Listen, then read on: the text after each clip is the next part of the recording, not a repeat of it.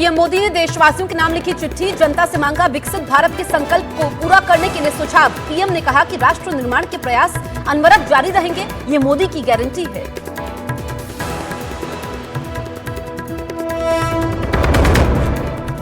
आज दोपहर 3 बजे चुनाव आयोग करेगा लोकसभा चुनाव की तारीखों का ऐलान। अप्रैल से मई के बीच 6 से 7 चरणों में हो सकता है चुनाव।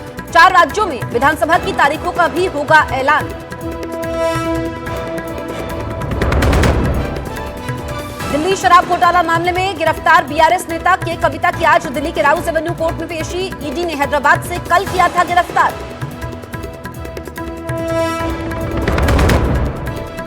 दिल्ली की राउज एवेन्यू सेशन कोर्ट से दिल्ली के मुख्यमंत्री अरविंद केजरीवाल को नहीं मिली अंतरिम राहत। ट्रायल कोर्ट में की कार्यवाही पर रोक लगाने से इंकार। दिल्ली शराब नीति मामले में ट्रायल कोर्ट ने जारी किए हैं केजरीवाल को समन्स। महाकोश, कच्ची घानी सरसों तेल और रिफाइंड सोयाबीन ऑयल चुनो सही।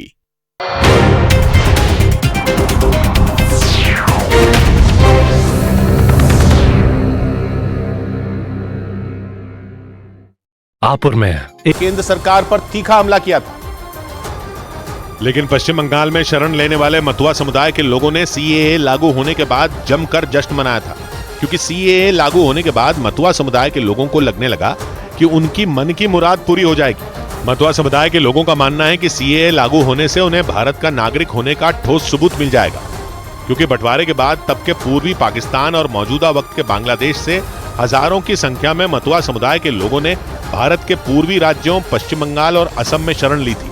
उस वक्त के अखबारों के मुताबिक मतुआ समुदाय के लोगों को पश्चिम बंगाल में बसाने के लिए ठाकुरगंज नाम की बस्ती बसाई गई थी। शरणार्थियों की ये बस्ती बांग्लादेश की सीमा के बिल्कुल करीब थी।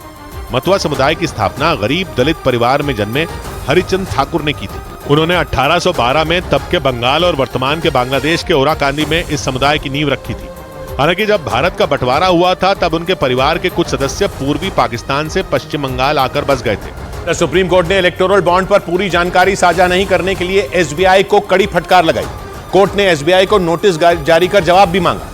15 फरवरी को सुप्रीम कोर्ट ने इलेक्टोरल बॉन्ड स्कीम पर रोक लगा दी थी। बाद में सुप्रीम कोर्ट ने बॉन्ड से जुड़ी तमाम जानकारी चुनाव आयोग को देने का आदेश दिया था। और कोर्ट के इस आदेश के बाद 13 मार्च को एसबीआई ने इलेक्टोरल बॉन्ड से जुड़ी जानकारी चुनाव आयोग को सौंप दी थी।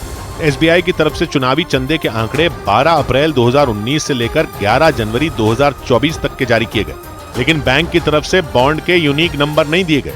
असल में हर इलेक्टोरल बॉन्ड का एक अलग यूनिक नंबर होता है। इसके जारी होने के बाद यह पता लगाया जा सकता है कि इस नंबर का बॉन्ड किस राजनीतिक दल ने कैश करवाया। मतलब एसबीआई की तरफ से यह जानकारी ही नहीं दी गई जिससे इस बात का पता चल सके कि किस कंपनी के इलेक्टोरल बॉन्ड को किसने खरीदा था। इसी वजह से सुप्रीम कोर्ट एसबीआई पर भड़क गई। बाकायदा एक नोटिस जारी करते हुए 18 मार्च तक सुप्रीम कोर्ट ने एसबीआई से इस पर जवाब भी मांगा, क्योंकि 11 मार्च को कोर्ट ने एसबीआई से चुनावी चंदे की जानकारी देने